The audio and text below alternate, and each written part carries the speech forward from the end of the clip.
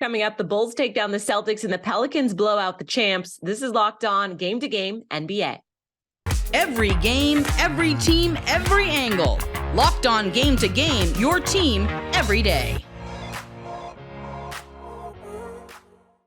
Welcome in. You're listening to Locked On Game to Game NBA. I am your host, Kainani Stevens. Thank you for making Locked On your first listen every single weekday. We are ready to recap all of the NBA action for you from yesterday. We're going to start out with the Cavs and the Hawks. Donovan Mitchell and Darius Garland balling out for 55 points as the Cavs took care of business against Atlanta. Locked On Hawks and Locked On Cavs go over the first meetup between these two teams since last year's play-in tournament.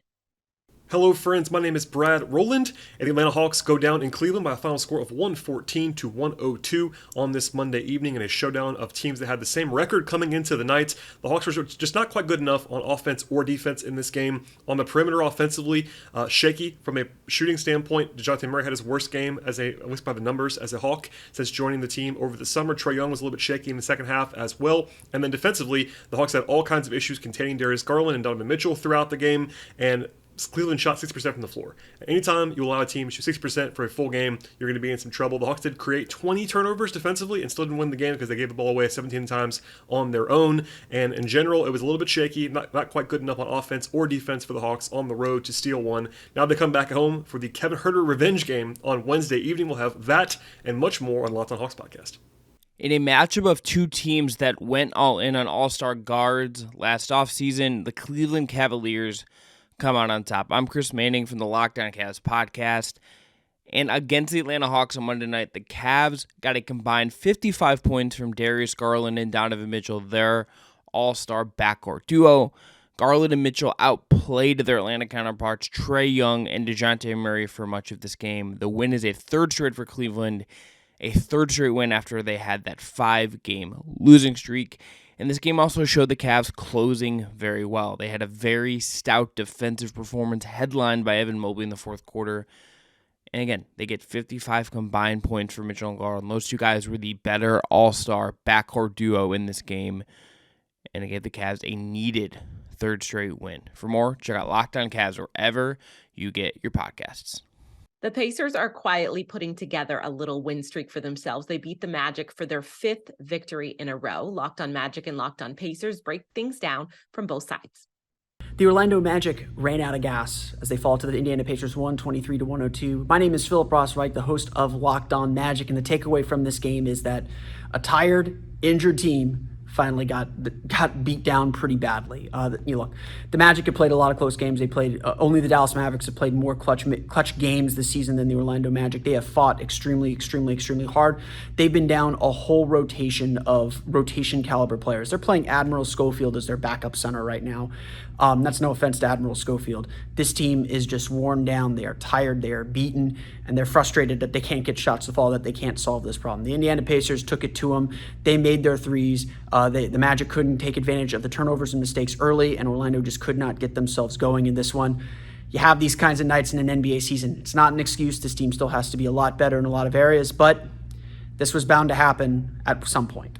Tony East here, host of Locked On Pacers inside Gainbridge Fieldhouse, where the Pacers just had their most complete win of the season, crushing the Orlando Magic 123-102. It was their defense that got it done in this game. They had a crummy first quarter defensively, giving up nearly 30 points, but just allowed 39 in the second and third quarters combined, really coasted down the stretch with a lot of their reserves in the game. And the Pacers don't typically win with defense. That was what made this game so impressive. Their point guards were carrying them on offense. 18 points, 14 assists for Eastern Conference Player of the Week, Tyrese Halliburton.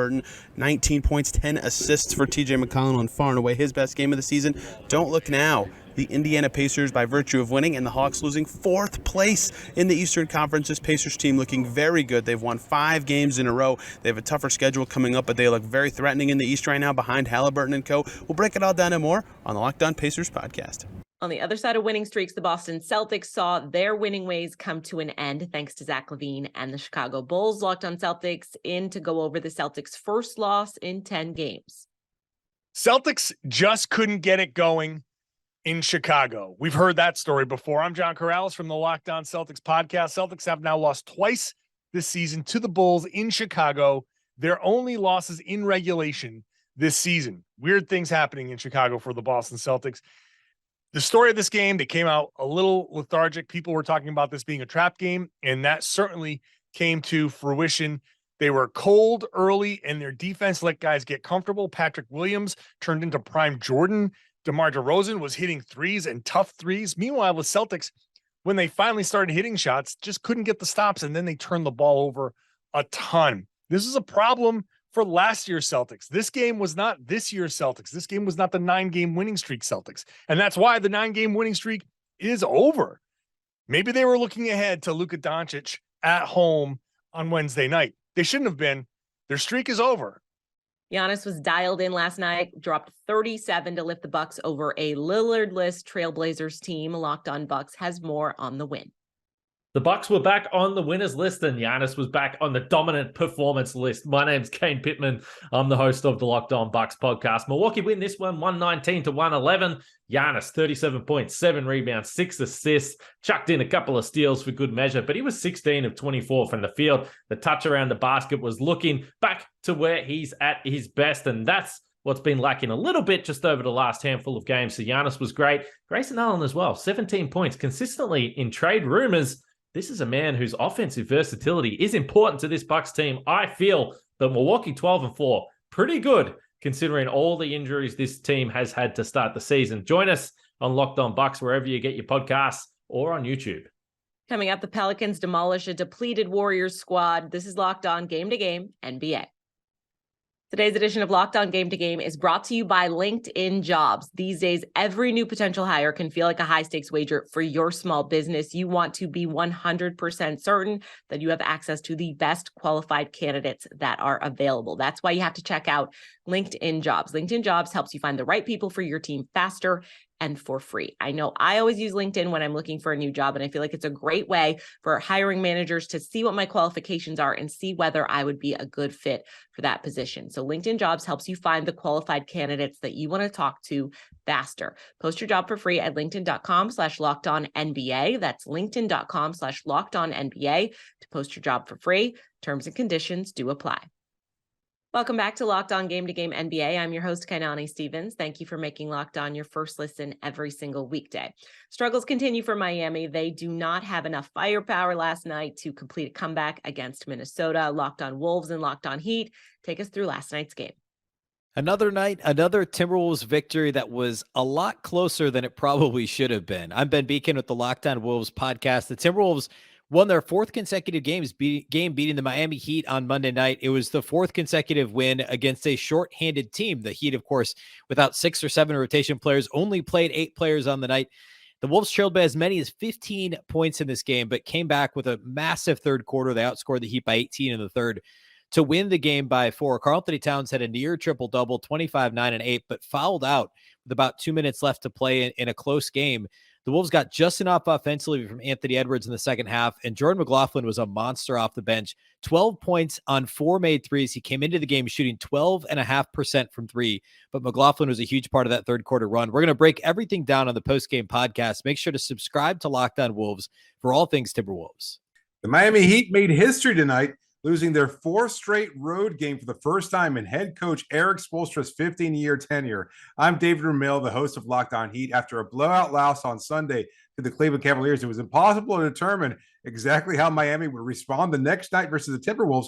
And true to form, they put out a gritty effort despite being extremely shorthanded. Only 8 players, including 1 recent G League call-up, were available, but ultimately they fell short offensively, hitting just 29% from 3, missing key free throws down the stretch and squandering what had been a 15-point lead. The Heat were beaten badly in the third quarter, outscored by 18 points in the period, but they wouldn't give up, erasing an 8-point deficit and turning it into a 2-point lead. But they had no answer for Anthony Edwards, who scored 18 of his total 22 points in the second half. It's hard to take anything specific out of this game. Another ugly loss in what's been an ugly season, and Miami returns home and will hopefully get back key players to string together a few wins and maybe get back to 500. Or maybe they won't, because through 18 games, this team hasn't been healthy or consistent enough in anything, winning or losing, to have formed a clear identity at this point in the season. Make sure to subscribe to Locked On Heat to find out what happened next. I'm just as curious as you are. The Warriors put their B squad out on the floor, and they had no chance in New Orleans last night as the Pels rolled to victory. Locked On Pelicans recaps the winning side, while Locked On Warriors talks over a night without their stars. The Pelicans destroy the Warriors by 45 points, but what if I told you that New Orleans actually didn't play that great? I'm Jake Madison, host of Locked On Pelicans. A 45-point win over the defending champions, though maybe that needs to be in quotes since the Warriors didn't have Steph, Clay, or Draymond in this one. The Pels simply took it to a worse team. Brandon Ingram was masterful, 34 points on the night, and they crushed an inferior opponent, the sign of a good team. But you can still see the Pelicans are trying to figure things out and how to integrate Zion Williamson back. 9 points on just 7 shot attempts and a low usage rate isn't optimal. Against this Warriors team, it's fine, but against a good opponent, that type of offense could have been a struggle. But hey, you've got to take care of business, and the Pelicans did. A 4-2 homestand is a success for New Orleans, as they still want to push for a top 4 seed in the West this year, and they think they can still keep getting better. The Golden State Warriors crashed back to earth in terms of their road performance. I'm Cyrus Satsas with your Locked On Warriors, Locked On Now recap of the defending world champions, resting nearly all of their starters in New Orleans, getting crushed by the Pelicans 128-83. Following their first road victory of the season in Houston a night earlier, Stephen Curry, Klay Thompson, Andrew Wiggins, and Draymond Green all did not play, while Kevon Looney played just the first 5 minutes, likely to extend his streak of games played to 128, and the results show. Jordan Poole scored 26.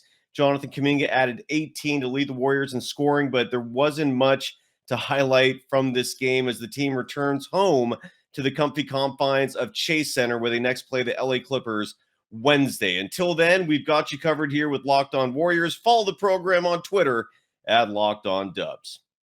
The Knicks are back up to 500 thanks to a season-high 34 points from Jalen Brunson. Locked On Knicks goes over the victory over the Thunder and a much better defensive effort than the last time these two teams played. Hey, what's up, guys? This is Gavin Schell, the Locked On Knicks podcast, following a 129-119 victory for the New York Knicks over the Oklahoma City Thunder. For one of the first times all season, the Knicks' big three actually looked like a big three. Julius Randle, Jalen Brunson, RJ Barrett combining for 84 points as a group. Brunson was the catalyst, shooting a scalding 13 of 14 from two-point range on his way to a career regular season high 34 points. Julius Randle was much more aggressive, taking advantage of the lack of rim protection for the Thunder, bullying his way to the rim and using that to find some rhythm for his outside shot. RJ Barrett as well, in the midst of probably the worst streak of his career that's included a couple of bad ones, was fantastic, starting off 5 for 5 from the field, hitting a couple of threes, and looking more aggressive, getting all the way to the rim and having a little bit more pop, including a big first quarter dunk. The Knicks will look to continue their momentum on Friday, but until then, Gavin Schell, Locked On Knicks. We'll talk to you. Your Western Conference leading Jazz fell to the Clippers as Utah played their first game without Mike Conley. Locked On Jazz goes over another tough night for Utah in the transition game. After surging back from a 17-point deficit to take a 5-point lead in the fourth quarter, the Jazz, without Mike Conley, could not make the plays they've been making all season long and fell to the LA Clippers 121-114. David Locke here of Locked On Jazz. The Jazz early part of this game got beat badly in what's been a season-long bugaboo of transition defense. In the first half, the Clippers were in transition 26% of their possessions, averaging 1.9 point per transition possessions. The Jazz half-court defense was fabulous and continued to be in the third quarter when the Jazz surged out and took a 37-22 third-quarter advantage to lead by 5. But playing for the first full game without Mike Conley since his injury, the Jazz guards could not get the offense flowing in the fourth quarter, and Reggie Jackson and Norman Powell were just too much for the Jazz to handle. Powell's 30 and Jackson's 27 were more than the Jazz could handle in this one as they fell in L.A. to wrap up their road trip. That's all for today on Locked On Game to Game NBA. Thank you for making Locked On your first listen every single weekday. Make sure that you subscribe to Locked On NBA and, of course, your favorite team's Locked On podcast as well on YouTube and wherever else you get your podcasts from. I'm Kainani Stevens. This has been Locked On Game to Game.